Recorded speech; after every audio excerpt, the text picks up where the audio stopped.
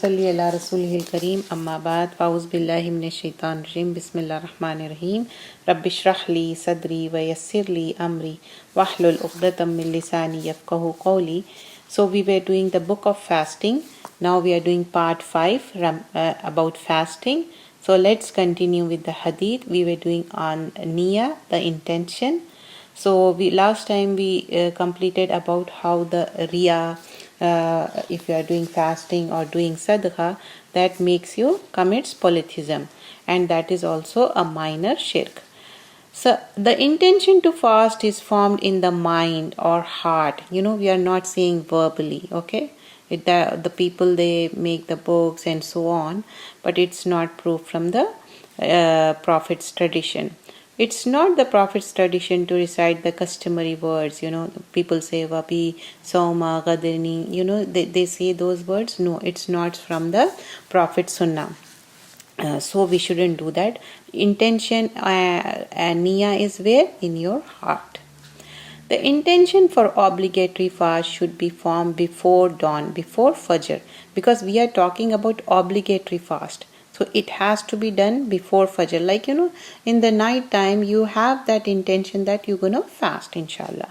Hafsa radiallahu anhu narrates that the Allah's Messenger sallallahu alaihi wasallam stated, whoever does not form the intention before dawn, his fast is null and void. You have to have the intention. And Hafsa radiallahu anhuma an Nabi sallallahu alaihi wasallam qala man lam yujmi' siyamu qabla fajr, okay, before fajr, fala siyamu lah. Rawahu Abu Dawud wa Tirmizi in the both hadith. The intention for Nawafil fast can be formed any time before noon. Okay, the Nawafil, like supererogatory fast, Nawafil fast can be disrupted any time for any reason. Even can be disrupted. The mother of faithful Aisha, like our Ummahatul Mu'minin, Aisha radiallahu anhuma narrates, one day the Prophet sallallahu alaihi wasallam came to my house and asked, have you got anything to eat? I said, no, Allah's Messenger sallallahu alaihi wasallam. Then I shall continue the fast. So this is the proof. Even though he didn't intend in the Fajr time or before, but like as soon as he find nothing in the home, he fast. Who? Rasulullah sallallahu alaihi wasallam. Again, on some other day when Allah's Messenger sallallahu alaihi wasallam came to our house, I stated, who is saying this? Aisha radhiyallahu anha. I stated, O Messenger of Allah sallallahu alaihi wasallam, we have recited some haze. This is sweet, kind of thing. Allah's Messenger sallallahu alaihi wasallam stated, then bring it. I have been fasting since morning. So now he break the fast. But this is, Nawafil. It's not the obligatory. And this is transmitted by Muslim. Let's see next chapter. Taking meal before dawn and breaking of fast at the evening. As-suhuru wal fitaru. So here suhoor is breaking before doing the sahri, and iftaru is breaking the fast. There is blessing in taking meal before dawn. It means when you are doing suhoor, it's a blessing. One should not intentionally avoid taking meal before dawn when awakes from sleep. You shouldn't avoid that. There is a hadith, Anas radiallahu anhu narrates that Allah's Messenger sallallahu alaihi wasallam stated, take your meal before dawn as there is blessing in it. Transmitted by Bukhari and Muslim.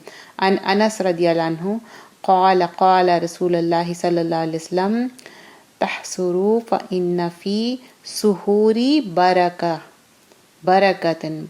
And this is barakah is abundance. So here we have to do the suhoor, and we should tell others too.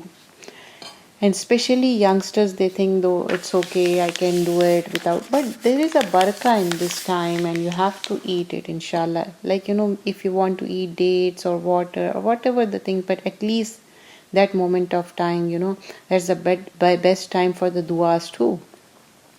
It is prophetic tradition to proclaim the call for taking meal before dawn, before the call to dawn prayer, that is Fajr.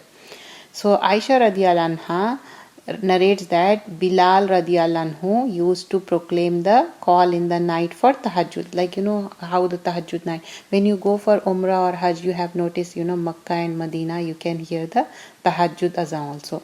Allah's Messenger sallallahu alaihi wasallam stated, eat until Ibn Maktoum.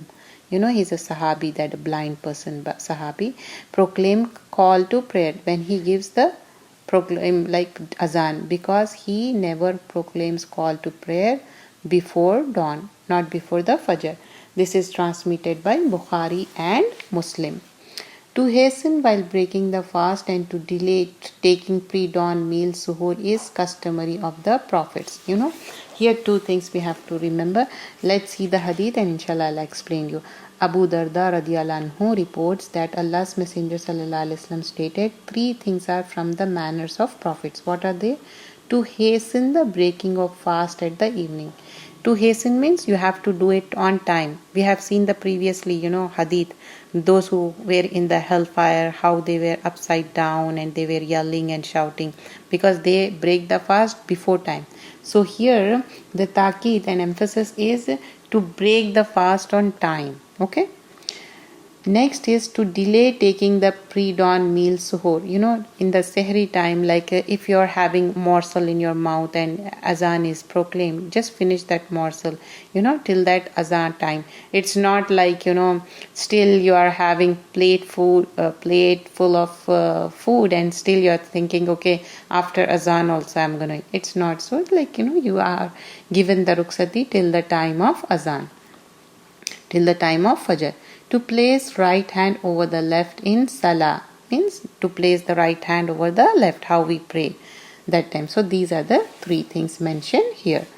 Next hadith. If during meal before dawn azan call to prayer is proclaimed, one should not immediately stop eating the food, rather should finish it. As I mentioned, azan is going on, you have morsel of food in your mouth or you are having your tea, just finish it quickly. It doesn't mean that you're going to put more and having more. No, it doesn't mean that. So let's see the hadith. Abu Hurairah radiallahu anhu narrates that Allah's Messenger sallallahu alaihi wasallam stated, when a person hears the call to prayer and post like his pot in his hand or plate or whatever he is having, he should not stop taking from it, rather should satisfy his necessity. This is in Abu Dawud. Like as I mentioned before, you are not going to suddenly stop, but you're going to complete it. Like having your sip of water, if you want to finish it off, or having tea, or whatever the morsel you have, you can complete it. Doesn't mean you're gonna put more and take more time. It doesn't mean that. Setting of the sun is a condition precedent for the breaking of fast. We know when is sunset, and that time we're gonna break the fast. Umar radiallahu anhu narrates that the Messenger of Allah sallallahu alaihi wasallam stated, when the night arrives and the day departs and the sun has set, the person who is fasting shall break his fast. This is in Bukhari and Muslim. This is the time we should break the fast, but make sure that is the time you have the right time, correct time. You can't do before. If at time of boarding the plane there are say 15 minutes left to break the fast, when required the height of the plane is reached, it is found that there is 1 hour more for the sunset, then the fast will be broken after 1 hour. Okay, after the sunset. You are going somewhere and you are about to board in the plane, still 15 or 20 minutes left for breaking the fast, but as soon as you board inside, you felt after 1 hour sun is setting. It happens sometimes. Then what you should do?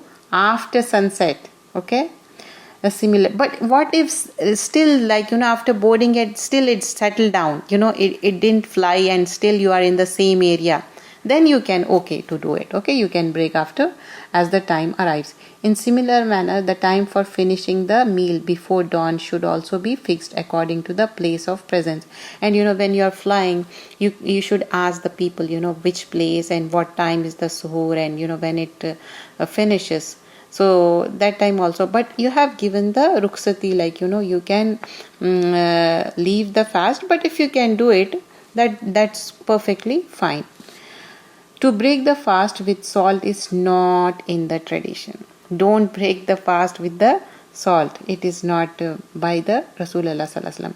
It is a must-known prophetic tradition to break the fast by eating fresh dates or dry dates or by drinking water. Anas bin Malik radiallahu anhu relates that Prophet sallallahu alaihi wasallam broke the fast before the evening Maghrib prayer by eating fresh dates. If they were not available, by eating dry dates. If there were no dry dates available, then by drinking a few sips of water. This is in Abu Dawud and Tirmizi. So an Anas radiallahu anhu qala kana Nabiy sallallahu alaihi wasallam yuftiru ala rutbatin. Rutbatin is wet dates. And an yusalli fa in lam takun rutbatun fa ala tamarin. And otherwise dates of the dry one. And here if you don't find it that, then min ma'in, with water. And this was Hasan, and it is in Dawood and and Tirmizi. And it is masnoon to recite either or both supplication before breaking the fast. And here most of the people, they have contradiction, maybe they because of lack of knowledge, but as soon as we know, we should accept it, because we are Muslim, and Muslim is who says Samaina wa atana, we listen and we follow and we obey. Here Ibn Umar radiallahu anhuma relates, when Allah's Messenger sallallahu alaihi wasallam broke the fast, he recited the following supplication. What is that? Zahaba zam'u wabtilati uruhi wasabbata ajru insha'Allah. Rawahu Abu Dawood. So here, thirst is quenched, the nerves are refreshed, and the reward for the fast, if Allah wills, has become certain. So subhanallah, we should memorize this dua. If not, put on the fridge, and you can look into it and recite, or you can look into your phone, as whatever you wish, but you have to recite this dua. Okay. One who provides food to another for breaking the fast, his reward is equal to that of person fasting. Zayd bin Khalid Juhni radiallahu anhu narrates that Allah's Messenger sallallahu alaihi wasallam stated, whoever provides food to a person who is fasting to break the fast, his reward will be equivalent to that of a person who is fasting without any decrease in the reward of the latter. This is a good opportunity to feed other people. You can, other people break their fast, you can make the food and give them, or you can get the food from outside, but whatever the means you have. So here an Zayd bin Khalid Juhni qala Rasulullah sallallahu alaihi wasallam, man fatara siyamun kana lahu mislu ajra, mislu, similar to ajr, qayra annahu la yanqaddu, without any decrease, min ajri siyam shay'an, as if you did the same fasting. So we should avail this opportunity. The person who provides food for breaking the fast should be prayer in the following manner. We should make dua also. Subhanallah, our Rasulullah sallallahu alaihi wasallam taught dua for the people who is breaking the fast. Anas radiallahu anhu transmit that Allah's Messenger sallallahu alaihi wasallam broke the fast at someone's house. He used to pray following the dua. قال كان رسول الله صلى الله عليه وسلم إذا أفطر عند قوم قال أفطر عندكم صيامنا وأكل طعامكم أبروا وتنزلت عليكم ملائكة. It means, may those who fast keep breaking their fast with you, and righteous may eat your food. Righteous, abrar, and eat your food, that is ta'amakum, and the angels. وَنَزَّلْتَ عَلَيْكُمْ, here nazalta alaykum is angels, malaika, upon your house with blessings, and this is transmitted in Ahmad. So jazakallah khairan kaseera, subhanakallahumma bihamdika, nashhadu an la ilaha illa anta, nastaghfiruka.